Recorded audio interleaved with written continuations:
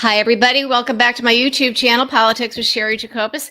Thank you if you're a subscriber. And if you're not and you like what we do here, especially when the people who are subscribed start getting, we have the comments of these YouTube videos are actually the best. I learn so much. I love the feedback. So if you're so about what I have to say, I urge you to subscribe and just to stick around for the discussions in the comments. Um, we're pretty direct around here. So anyway, Marjorie Taylor Greene. All right. Most of you have heard that she has decided to resign from her seat in Congress effective in January. I will admit to you now, I've been thinking about this ever since I saw it last night. And I didn't even know, I sort of checked off of social media and news and everything and was just binging on some Mildred Pierce on HBO Max. And I saw my notifications ping, and somebody's like, "So what do you think about Marjorie Taylor Greene resigning?" I'm like, "Oh," so obviously, I sort of shut down what I'm doing and go and I look at this stuff. And I've been thinking about it this morning, and I still don't have it figured out. And I think I have to be honest with you about that. But I would urge anybody who is jumping the gun and claiming they know what this is about to hit the pause button a little bit. And here's something to keep in mind. Her Marjorie Taylor Greene's chief of staff was Tom DeLay's chief of staff and was very embroiled in the whole Jack Abramhoff scandal. Okay. He avoided prison. Others did plea deals. There was all this stuff, indictments. It was bad. And as you know, Jack Abramoff himself went to prison. It was the same white collar facility in Cumberland, Maryland, in Western Maryland, which happened to be, my congressional district that I worked for and lived in and from. And that was the same facility that Martha Stewart was in. So it's very nice. The mountains around there. So it's not exactly a hard time.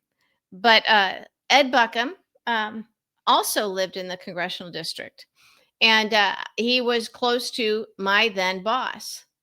So my story about him is that he's very sleazy. He's this far right wing, unethical, um, super religious. I was told at the time that his church, they dance around and speak in tongues and all that kind of stuff. Uh, and so he played the big religious game. And he, at one point, when he realized that I was keeping my then boss, remember, I used to be Republican. I worked for a freshman member of Congress who'd been named one of the top 10 most vulnerable members of Congress because he was doing the stuff that these guys were telling him to do. That just from a strategic standpoint, I thought, no, he's not going to be, used as a tool that way. They thought they had enough of a buffer of a House majority after Republicans won in the 94 elections that they could sacrifice a few. So he was dragging my boss off to all these different weird, it wasn't vetted through staff. Half the time, boss didn't know where he was going. So I put a stop to that. And so Ed Buckham tried to get me fired, the chief of staff. And they're like, "No, we're not firing you." I was the best staff forever. Months later, or sometime over the next year, when I was doing some event, sometimes I would, because I was, then I became a committee communications director. So I was part of leadership when Republicans got the majority. And I would, I would then sometimes just use the leadership offices right off the House floor to drag my members up there because I could. And there was one time I decided I'm going to take Ed Buckham's office here and use it for a couple hours. So we did. And we had our, some subcommittee chairman and some press in there. And at that time, Ed threw his arm around me and said, "Sherry Jacobus is the best press secretary on Capitol Hill." So I don't know if because I had won a few battles, he decided to cave or he was sucking up to me or what. I don't know what it was. But there's lots of reasons why Marjorie Taylor Greene could be resigning. It could be that she's decided that she wants to run for higher office.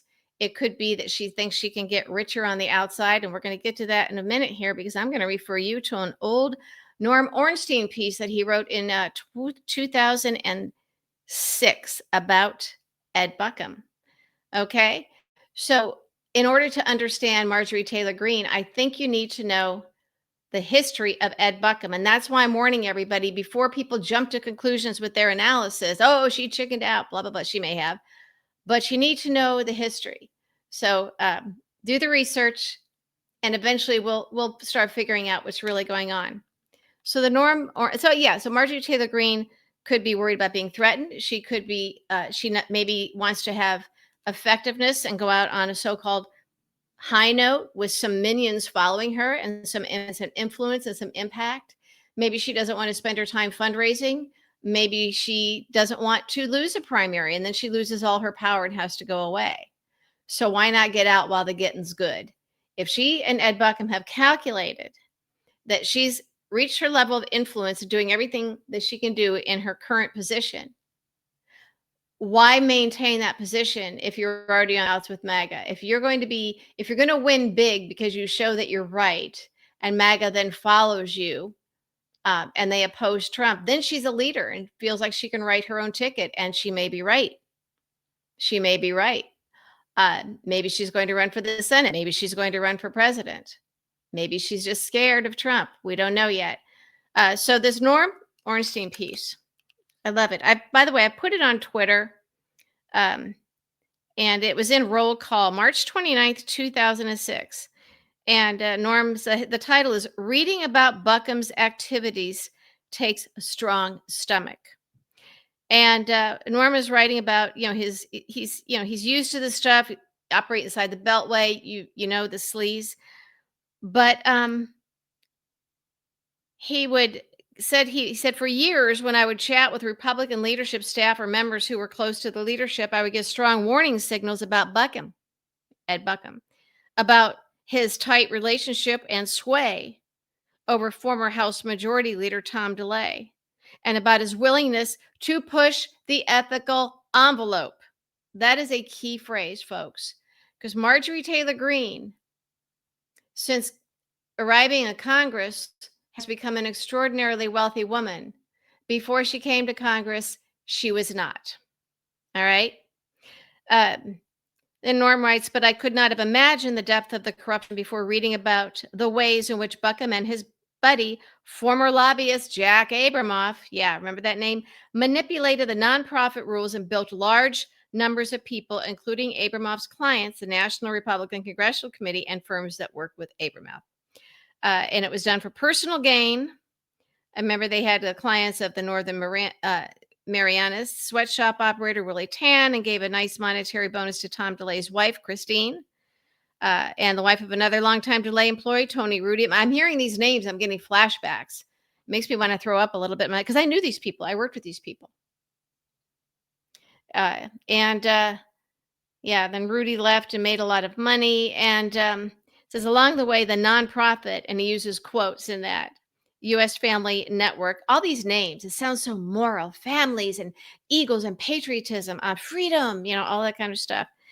They bought expensive artwork, a fancy skybox at the then MCI Center, and lavish travel and entertainment for the Buckhams and their pals. So Marjorie Taylor Greene's chief of staff now was on the take.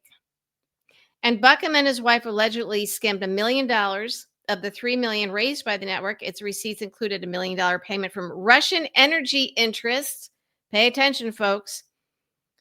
And let's see, Buckham took a separate share of $200,000 off the top of a fundraising commission for the NRCC. Oh, yeah. Also, the tobacco company, R.J. Reynolds. Okay, this is the guy who is Mr. Religion. All right. So I want you to be very careful when analyzing the analysis that some people are going to give about Marjorie Taylor Greene. And again, just because someone has a lot of Twitter followers doesn't mean they are an expert in politics. We see that a lot. It's a little bit disappointing that people are propped up as expert pundits on TV and on social media because they have lots of followers or famous last name, famous ex-wife or something like that. Talk to people who were there. I'm telling you all this stuff, and I'm referring you to Norm Ornstein's old piece here, 20-year-old piece, because it's important. Because we don't know what she's going to do next. Marjorie Taylor Greene may have just seen the light and wants to do the right thing. I don't know. I don't consider her an ally at all. I mean, I'm glad she's doing what she's doing, and she's right about the Epstein files. But again, there's something else up. It could be that if she's out of Congress, she feels that she can raise and access and skim some of this money that she otherwise wouldn't be able to do. And Ed Buckham knows how to do it. And also remember, in the era of Trump, there's no oversight, there's no checks and balances, there's no guardrails. And they may see this as an opportunity to build their own power base and get even wealthier. I mean, she saw what Charlie Kirk did, right?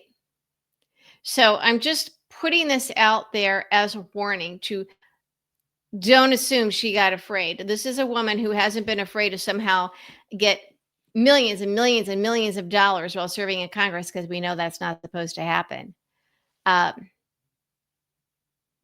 Just look at who her chief of staff is. Research him. And go to my social media where I have published, have tweeted out the Norm Ornstein piece. I noticed that he retweeted it because I think he was tagged in it. But again, it was from Roll Call in March of 2006. And it becomes relevant now, as so many of these things do. And that's when I always find it interesting and important to hear from the people who had knowledge at the time and who were around it. Like I said, this Ed Buckham guy, I know him. I have experience with him. So when I'm telling you that you can't have an analysis or even a conversation about what Marjorie Taylor Greene is doing right now without having a real knowledge about Ed Buckham, you should believe me. Sherry knows what she's talking about. So I'd love to hear your comments on this. I'll see if I can link. I don't know if I don't know how to link in my comments for this article, but I will try. But go look for it on my social media because I'd love to hear your thoughts.